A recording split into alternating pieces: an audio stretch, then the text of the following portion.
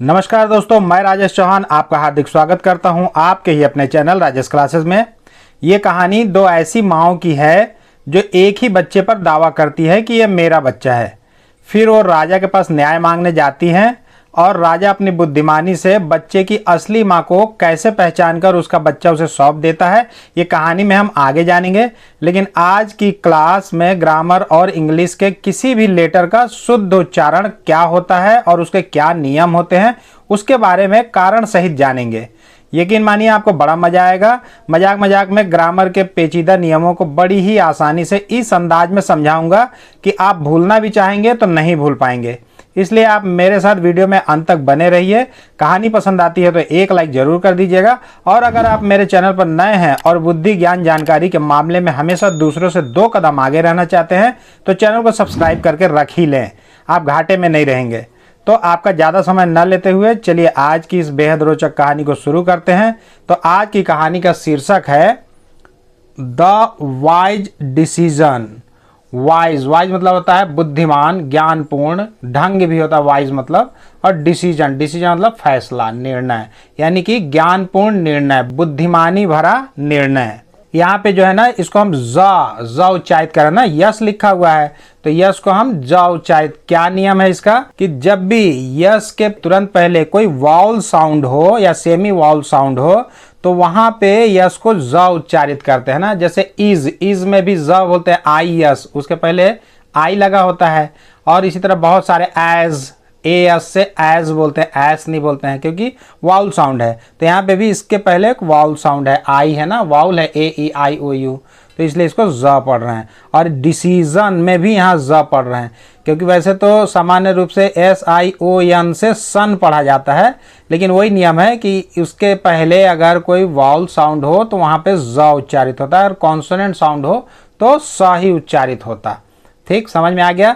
और एक और नियम आपको बता दूं, बहुत प्यारा मस्त नियम है कि जब भी किसी भी वर्ड के अंतिम में अगर ई लगा हो ना, ई, तो उसके पहले जो भी वॉल्स लगा होता है, AEIOU में से कोई भी, तो उसका उच्चारण हम वही करते हैं जो इंग्लिश अल्फ़ाबेट में एक्चुअली में होता है। जैसे ए है तो ए ही उच्चारित करेंगे, आई है तो आई ही उच्चारित करेंगे, ओ है तो ओ ही उच्चारित करेंगे। जैसे रोज में ROSE होता है ना, तो इस लेटर की वजह से इसके पहले वाले वाउल्स का साउंड वही हो जाता है, जबकि ये स्वयं अपने आप विलुप्त हो जाता है, ये साइलेंस हो जाता है, इसको उच्चारित नहीं करते हैं। तो वहाँ पे आई उच्चारित करते हैं ना इंग्लिश अल्फ़ाबेट में, तो यहाँ भी आई, वाइज डिसीजन।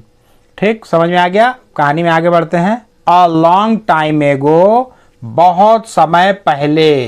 लॉन्ग मतलब बहुत समय पहले, एगो मतलब पहले, बहुत समय पहले की बात है।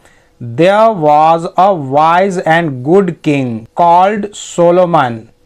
एक बहुत बुद्धिमान, वाइज में बुद्धिमान और अच्छा राजा, किंग मतलब राजा था, जिसे सोलोमन के नाम से पुकारा जाता था, यानी सोलोमन कहते थे। तो यहाँ पे देयर इंट्रोडक्टिव वर्ड है, इसका अनुवाद हम नहीं किए हैं, क्योंकि जब भी किसी वर्ड में वर्ब या ऑब्जेक्ट नहीं होता है ना, तो वहाँ पे उस सेंटेंस को पूरा करने के लिए एक इंट्रोडक्टिव वर्ड यानी परिचयात्मक, वो परिचय देता है ना उस सेंटेंस को, मतलब सुदृढ़ बनाता है, तो इसलिए लगाया जाता है। तो एक बहुत ही बुद्धिमान और अच्छा राजा था जिसका नाम सोलोमन था।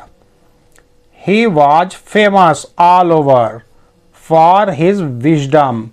वह फेमस था, फेमस मतलब होता है प्रसिद्ध, विख्यात। वह ऑल ओवर, हर जगह पे, मतलब सर्वत्र, वह सर्वत्र अपने विजडम की वजह से, विजडम मतलब होता है बुद्धि, बुद्धिमता, बुद्धिमानी, तो अपनी बुद्धिमता के कारण वह सभी जगह, सर्वत्र वो विख्यात था। People from all over the world came to see him. लोग, पीपल मतलब लोग, फ्रॉम ऑल ओवर, हर जगह के, विश्व के हर जगह से, यानी पूरे संसार भर से जो लोग थे वे आते थे। केम, कम का ये सेकंड रूप है ना, केम मतलब आते थे, टू सी हिम, उसे देखने के लिए। इस टू का मतलब हो गया के लिए। तो ये पास्ट इंडेफिनिट टेंस का सेंटेंस है, क्योंकि यहाँ पे वर्ब सेकंड फॉर्म में लिखा गया है ना। तो लोग उसे देखने के लिए पूरे संसार भर से आते थे। वन डे, एक दिन, 2 women came to him demanding justice. एक दिन 2 महिलाएं, इसको हम वीमेन पढ़ रहे हैं ना, वीमेन, इसका जो विशुद्ध उच्चारण होगा ना ये ऐसे होगा, women.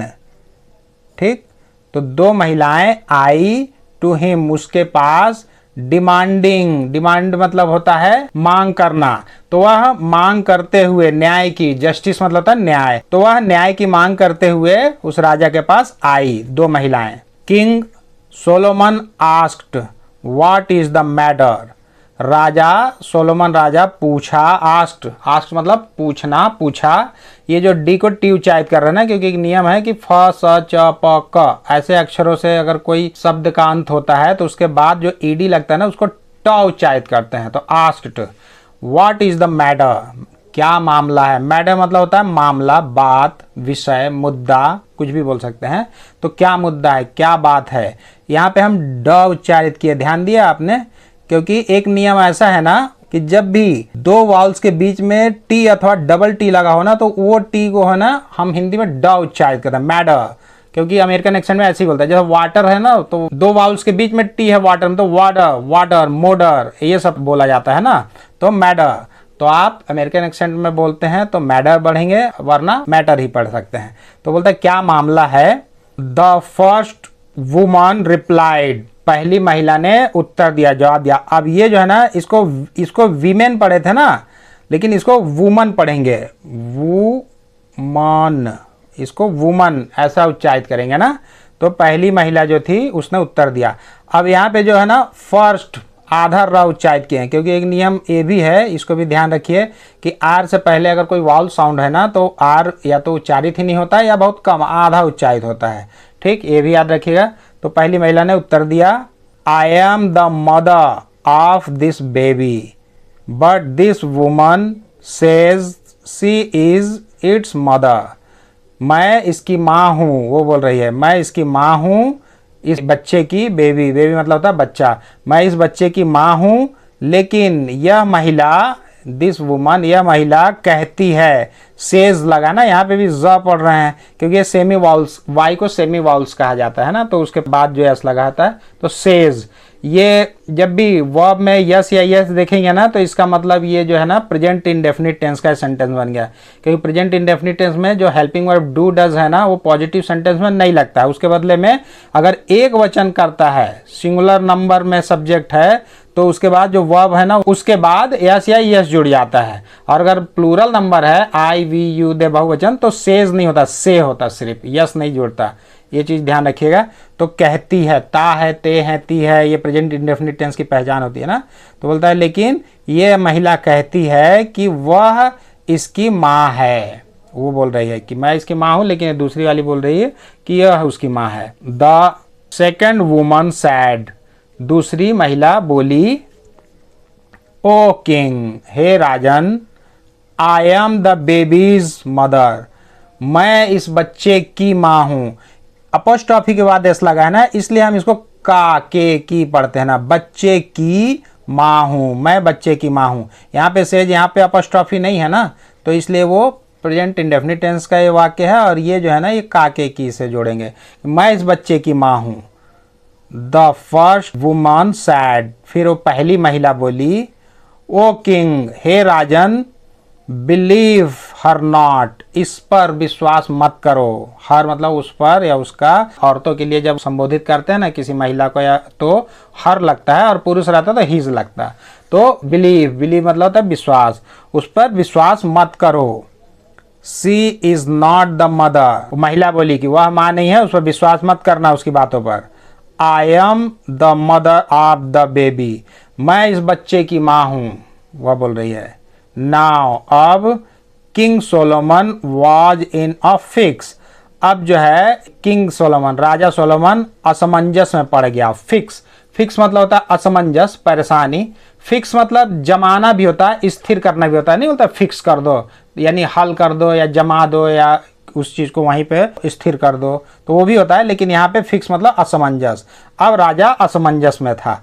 After a deep thought he sad, deep thought गहन चिंतन के बाद, डीप मतलब गहन, गहरा, थॉट मतलब विचार, चिंतन, तो गहन चिंतन के बाद, गहरे विचार करने के बाद, आफ्टर मतलब बाद, वह कहा, राजा बोला, cut the baby into 2 and give 1 part two each mother. Cut काट दो द बेबी बच्चे को इनटू 2 दो भाग में काट दो इस बच्चे को बीच से, और गिव दे दो, गिव मतलब देना, दे दो एक हिस्सा, 1 पार्ट मतलब होता है एक हिस्सा, पार्ट मतलब हिस्सा, अंश, तो एक हिस्सा टू ईच मदर प्रत्येक, ईच मतलब प्रत्येक माँ को उसका एक एक हिस्सा दे दो, बीच से बेबी को काट दो और एक एक भाग दोनों को दे दो। While one woman remained silent, the other cried. While मतलब होता है जबकि, जब, जिस समय, किसी समयावधि के बीच की स्थिति को जब बताना होता है ना तो अंग्रेजी में while शब्द का प्रयोग किया जाता है। तो इस समय, किस समय, जब ये राजा बोल रहा था कि इसको दो भाग में काट दो और उसके बाद एक एक भाग दोनों को दे दो, तो उस समय जो है ना एक जो महिला थी वह रिमेंड साइलेंट, चुपचाप रही। रिमेन मतलब होता है जस का तस रहना, टिके रहना। अवशेष बचा हुआ ये भी होता है, लेकिन अवशेष बचा हुआ यहाँ नहीं मतलब होगा, यहाँ पे उसी स्थिति में रहना, जस के तस रहना। तो वो साइलेंट मतलब चुपचाप, मौन, खामोश थी उस समय जब बोल रहा था। तो जो पहली महिला थी वो साइलेंस थी, वो चुपचाप थी, लेकिन जो दूसरी थी वो चिल्लाई। क्राई मतलब चिल्लाना होता है, रोना होता है, तो वो चिल्लाई। क्या चिल्लाई? हे राजन, वो किंग, हे राजन, let her have the baby. Let मतलब जाने देना, होने देना, रहने देना। मतलब हम किसी चीज को अनुमति करने के लिए देते हैं ना किसी को कुछ भी, तो उस जगह पे हम लेट शब्द का प्रयोग करते हैं। तो वो बोल रहे हैं कि इसे रहने दो। हर हैव मतलब के पास ना, हैव हैज जो है ना वैसे तो प्रेजेंट परफेक्ट टेंस का ये हेल्पिंग वर्ब होता है, लेकिन ये किस कंडीशन में होता है? जब उसके तुरंत बाद यदि कोई वर्ब है और उसका थर्ड फॉर्म लगा है, लेकिन यहाँ पे वर्ब नहीं है ना, यहाँ पे क्या है? नाउन है। तो जब ऐसी स्थिति देखेंगे ना कि नाउन है, कोई वर्ब नहीं है, तो वो जो हैव है ना वो पजेसिव वर्ड हो जाता है, अधिकार संबंधी बातों को बताने के लिए कि उसके पास है, मेरे पास है, ये ऐसा बोलेगा ना, उसी के पास इसको बच्चे को रहने दो, वो बोल रही है। At least the baby will live, कम से कम, एट लीस्ट मतलब होता है कम से कम जो बच्चा है वह गागेगी, फ्यूचर टेंस है ना, लाइव जिंदा रहेगा, कम से कम बच्चा जिंदा तो रहेगा, इसलिए वो बच्चे को उसी महिला के पास रहने दो, वो बोल रही है जो दूसरी वाली थी। द किंग सैड, राजा अब बोला, सैड राजा बोला, सी इज द रियल मदर, यह असली माँ है। जो ऐसा बोल रही थी ना कि उसी के पास रहने तो कम से कम बच्चा जीवित रहेगा, तो जो असली माँ रहती है ना उसी को बच्चे का दुख दर्द सब महसूस होता है, तो वो जान गया कि यही उसकी असली माँ है, अपने बच्चे को त्यागने के लिए भी तैयार हो गई सिर्फ उसका जीवन बचाने के लिए। तो राजा बोला यही उसकी असली माँ है, तो उस माँ को वो बच्चा सौंप दिया गया और दूसरे को दंड दिया गया होगा। यहाँ पे भी देखिए लाइव पढ़ रहा है ना, क्योंकि ये ई जो है ना इसने इसके साउंड है उसको ओरिजिनल रखा और बाकी खुद ये बेचारा अपना साइलेंस हो गया है, तो लाइव हो गया। ठीक, यहाँ पे विल वाइल नहीं पढ़ रहे हैं, वाइल यहाँ पढ़े थे, क्योंकि यहाँ पे भी ई जो है ना आई को ओरिजिनल बनाए रखा, यहाँ पे ई नहीं लगा तो इसको विल पढ़ते हैं। ठीक, समझ में आ गया ना। तो मोरल ऑफ द स्टोरी क्या है, इस कहानी की नैतिक शिक्षा क्या बोलती है? मोरल मतलब नैतिक शिक्षा, truth can never be hidden, सच्चाई, ट्रूथ मतलब सच्चाई, कैन नेवर नहीं हो सकती है, बी मतलब होना, हिडन छुपना, छुपाना, तो सच्चाई को छुपाया नहीं जा सकता, सत्य कभी छुप नहीं सकता, इसका यही मतलब है। आप कितना भी आप झूठ बोलिए लेकिन अंततः सत्य की ही जीत होती है। तो इस वीडियो में आज के लिए बस इतना ही। यदि आज का लेसन आपके जीवन में जरा सा भी वैल्यू ऐड किया होगा तो कृपया वीडियो को लाइक करें, चैनल को सब्सक्राइब करें और बेल आइकन को प्रेस करके ऑल पर जरूर सेट कर लें, ताकि मैं जब भी इस तरह कोई वीडियो अपलोड करूं तो उसका नोटिफिकेशन सबसे पहले आपको मिल सके। तो बहुत जल्द मिलते हैं एक और मज़ेदार और ज्ञानवर्धक वीडियो के साथ। तब तक के लिए आप लोग अपना ध्यान रखें, खुश रहें, मस्त रहें, स्वस्थ रहें। नमस्कार।